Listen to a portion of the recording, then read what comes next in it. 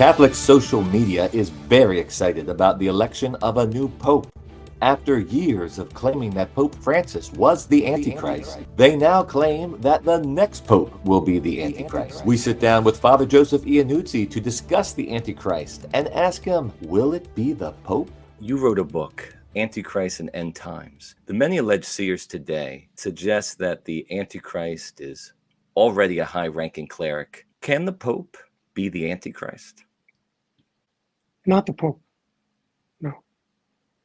Nowhere in hagiographic or patristic or scriptural literature is the Pope ever associated with the personage of the Antichrist, nowhere. First and foremost, we have to distinguish Antichrist, okay? Antichrist has 4 different definitions. There is the scriptural definition of Antichrist that's only found once in the New Testament by John in his letter. He says that anyone who denies that Jesus is the Christ is the Antichrist. Cool? So this is not limited to an individual, it's anybody. That's the biblical Antichrist. It can apply to anybody. The second interpretation, meaning of Antichrist, is found in the patristics, the writings of the Church Fathers, where here it's a male individual, a tyrant, who usurps power, is materially wealthy and exceeding wealth, and is an inimical toward the church. In the Old Testament, the Kahal Yahweh, the Jewish people that brought us to the Christian faith through Christ, the Messiah. And it's a male individual. Why do I say this? It's also found in Paul's letter to the Thessalonians, but he doesn't mention Antichrist. He says man of iniquity, the man of lawlessness, the abomination of desolation, as does Daniel. But he doesn't mention Antichrist. We have to be specific here with the terms we use. So Paul, when he's speaking of this man of iniquity, he says that he will sit himself in the throne of God and declare himself God. Now this word, hestekota in Greek, he will sit himself, is the third person singular for the male gender. He will sit himself. So it's a male individual, this man of iniquity. Even says man, right? And he will sit himself, okay, in the throne of God and declare himself God. That's the patristic interpretation of Antichrist. It's a male tyrant. Paul calls it abomination of desolation, man of lawlessness, iniquity, etc. Then there's the mystical understanding of Antichrist, which again applies to a male individual. Several people speak about this, or collectively to several individuals. In the writings of 2 mystics, for example, it speaks of 2 eschatological antichrists, 2 male individuals. One is known as the false prophet, found in Revelation chapters 20, 19-20, known as the false prophet, who works with a series of pagan nations known as the beast. This comes before this period of 1,000 years of peace that John speaks about in Revelation. 1,000 years is a long period of time, not necessarily limited to exactly 1,000 years, but necessarily a long period of time. Then after this period of peace, Satan is released from his confinement. And then there emerges another mysterious evil individual, male, named Gog, who works with the evil nations known as Magog. So here you have 2 male eschatological antichrist figures in 2 male human beings. Now that's a mystical interpretation. So you have the scriptural, the patristic, the mystical, and then you have the magisterial. And Cardinal Ratzinger says that Antichrist wears many masks in many generations, meaning it's not applicable to just one male person. It could be King Epiphanes, Nero, Valerian, all these who persecuted Christians, Diocletian, or it could apply to other people that killed masses of people in the church and outside the church through history, and it could apply to the future. That's the magisterial interpretation of Antichrist. So see how complicated the answer is to your question. When we say that Rome will be the seat of the Antichrist, who are we speaking about, right? One person, several people? Mary at La Salette does not mention the Pope at all. She never mentions the Pope. What people who are not conversant in mystical theology fail to acknowledge is the simple distinction between the city of Rome, which goes beyond the Vatican, well beyond the Vatican, and the Catholic hierarchy, which is not limited. It goes well beyond Rome. It's a simplistic mistake that they make. They say, oh, Rome, that must mean the Vatican. It doesn't mean the Vatican. Does it include the Vatican? Yes, but it doesn't mean it's just the Vatican. You won't find it anywhere. Nor will you find anywhere in any prophecy approved by the church that the Pope will become the Antichrist, because he's not going to be the Antichrist. Jesus gave Peter, meaning him and all his successors, the keys to the kingdom. On this rock of the papacy, he founded his church. So God will never allow the papacy to be perverted by a pope who is an antichrist. It will never happen. There have been over 40 anti-popes in the church, but guess what? Not one of them was a real pope. They were all imposters usurping the Petrine powers illegitimately because they were never elected in a valid conclave. So these anti-popes really were never popes. They were people claiming to be the pope and never were the pope. Never has a validly elected pope ever been associated with the Antichrist. Never. Again, is this Antichrist figure in the hierarchy? Is he in the laity? Is he in the world somewhere else?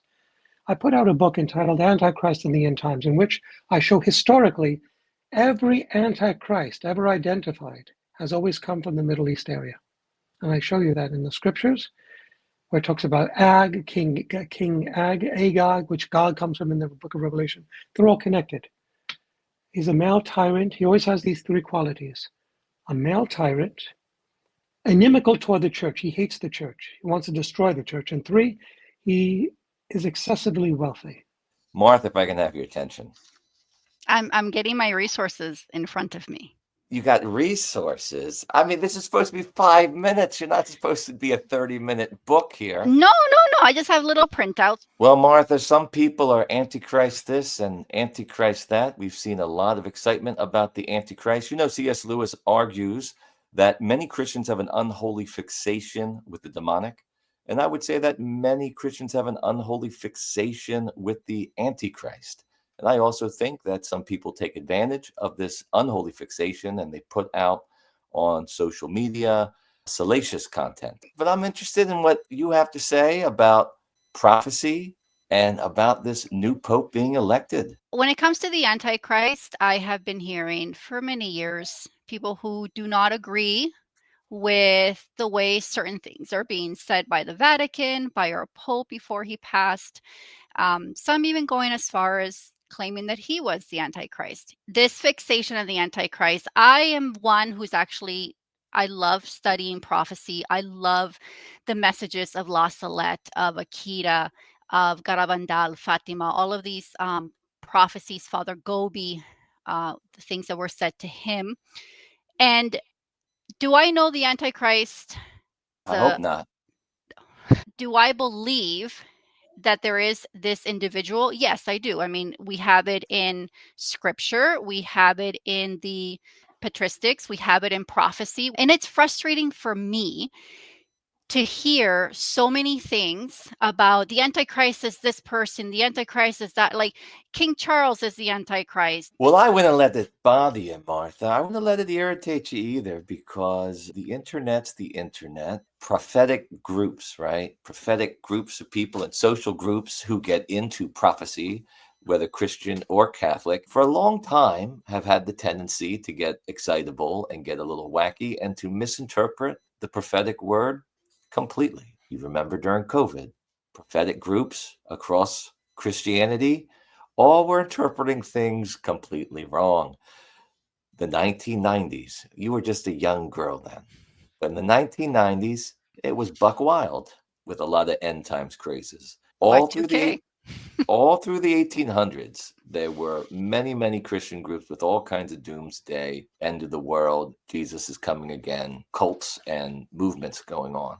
So this is really a part of Christianity for the past 200 years, and the prophetic word has been misinterpreted for 3,000 years. People have been getting things wrong. Sounds like you're speaking about Catholic media feeding off of the excitement of a new pope and people's fears, anxieties, misinterpretations of the prophetic word. But I feel it was more prominent with Pope Francis, with his papacy being of mercy towards the poor, the marginalized. There's a huge group of traditional Catholics. Then there's this huge group of liberal Catholics. How about we meet in the middle? Like, how about, Martha, a little bit of, let's bring everybody into the middle here. And there is that's a little beyond remnant. The power of this podcast, dude. It's a very wonderful thought. So for me, right now, my fixation is not the Antichrist. My focus is praying for this conclave. Well, it looks like it's going to be a progressive pope. That's Correct. what It's going to be progressive pope. So you're going to have a lot of passions come out. A lot of conservative, I like that wording. traditional passions are going to come out, and there's going to be a lot of movements and ways of coping with their anger and resentment. But it's going to get twisted up in the prophetic word as well, because when people are angry It's and going to be a resentful, mess. it's going to be pretty messy. Yeah. Because we're already starting to see, even within hours that our pope had passed away, I had already seen people getting new podcasts and sounding out this alarm. I already know the church is saved. Jesus Christ himself tells us this when he walked with the apostles among everybody 2,000 years ago. He reassures Peter that he has prayed for him and intercedes for him. This is a reassurance that by praying for Peter's faith to remain strong, Jesus emphasizes his own concern for the well-being of his followers and the importance of preserving the faith. If we take a look at Job in the Old Testament, I personally see Job and the church as the same. God is permitting what is happening within our church and outside of our church for a reason.